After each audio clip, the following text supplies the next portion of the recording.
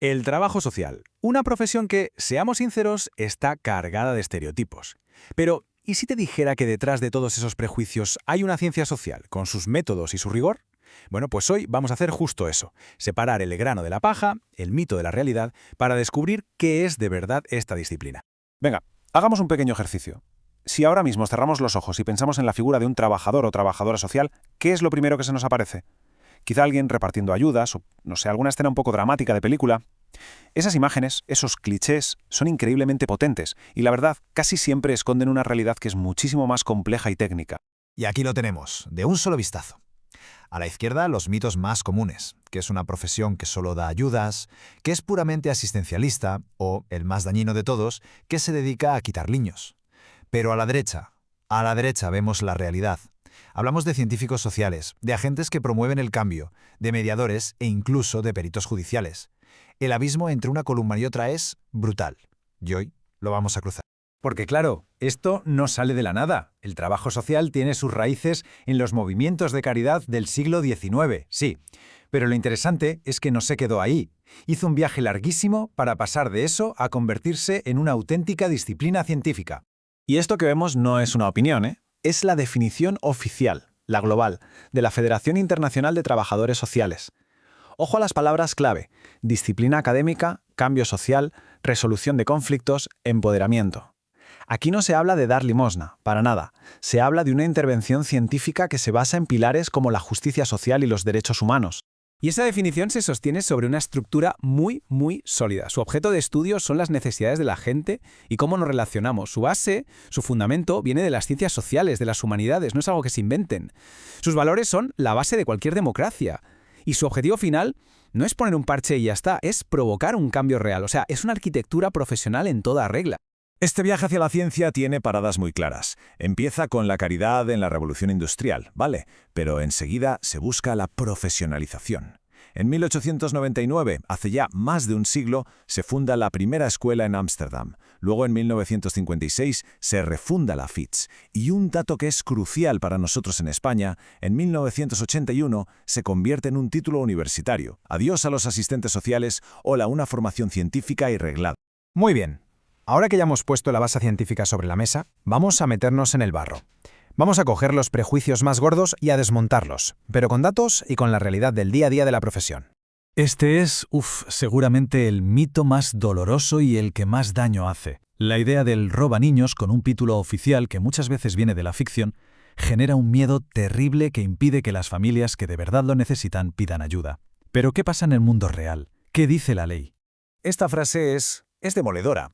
Y no la dice cualquiera, viene del Tribunal de Estrasburgo, la máxima autoridad de derechos humanos en Europa, y además en una sentencia contra España. Lo deja meridianamente claro: ser pobre no te convierte en un mal padre o una mala madre.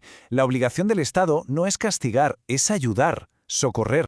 Entonces, para que quede cristalino, la prioridad número 1, por ley y por ética, es siempre que el niño o la niña se quede en su casa con su familia. La retirada es el último recurso, una medida extrema que solo se toma cuando hay un riesgo grave y real.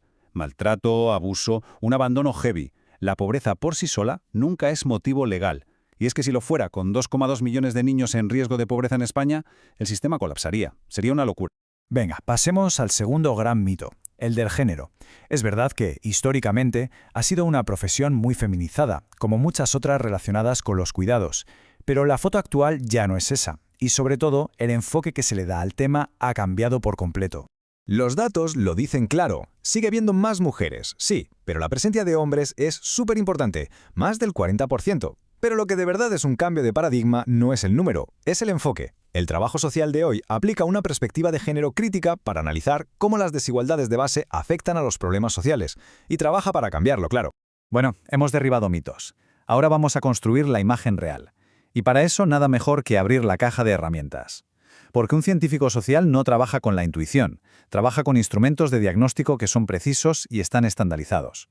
Esto es una pasada. Ilustra perfectamente cómo se trabaja. El genograma es como hacer un árbol genealógico, pero que te revela patrones de comportamiento, de salud, de relaciones a lo largo de 3 generaciones o más. Luego el ecomapa coloca a esa familia en el mapa de su vida, su relación con el colegio, el médico, el trabajo, los amigos, y con todo eso se redacta el informe social, que no es una opinión, es un dictamen técnico que justifica por qué se propone una intervención y no otra. Y ahora viene lo que para mucha gente es un auténtico descubrimiento.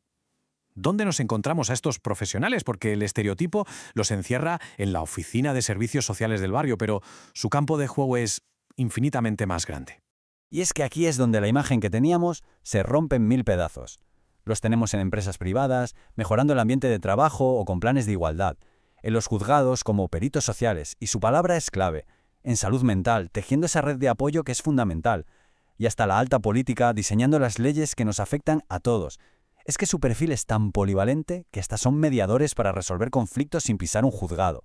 Hemos visto qué es el trabajo social y qué hace, pero toda profesión tiene sus retos y sobre todo un valor que se puede medir.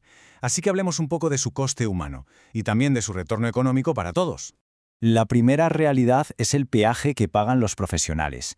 El famoso síndrome de burnout, el estar quemado, es una amenaza constante. La sobrecarga de casos, la falta de recursos, estar siempre en contacto con el sufrimiento, todo eso provoca un agotamiento emocional brutal que afecta a casi 1 de cada 5 profesionales.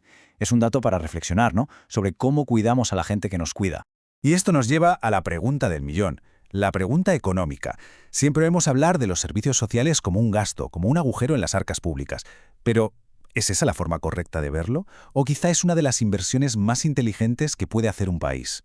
Pues la respuesta, según la Federación Internacional de Trabajadores Sociales, es para enmarcar. Por cada euro, dólar o la moneda que sea que se invierte en servicios sociales, la economía del país recibe 3 de vuelta. Y no es magia. Es que se reduce la delincuencia, mejora la salud de la gente, aumenta la gente que puede trabajar, se construye una sociedad que funciona mejor. No es un gasto, es una inversión con un retorno del 300%. Yo creo que esta frase resume a la perfección todo lo que hemos visto hoy. El objetivo final no es tener controladas a las personas vulnerables, es darles las herramientas para que se liberen por sí mismas. No va de caridad, que es algo vertical, va de justicia social, que es algo horizontal. Así que acabamos con esta reflexión. Ahora que sabemos que tiene una base científica, que usa herramientas complejas y que su impacto es enorme, la pregunta ya no es si el trabajo social hace falta. La pregunta es ¿qué vamos a hacer como sociedad para reconocerlo, para dignificarlo y para potenciarlo? Porque un futuro más justo depende, y mucho, de la respuesta que le demos.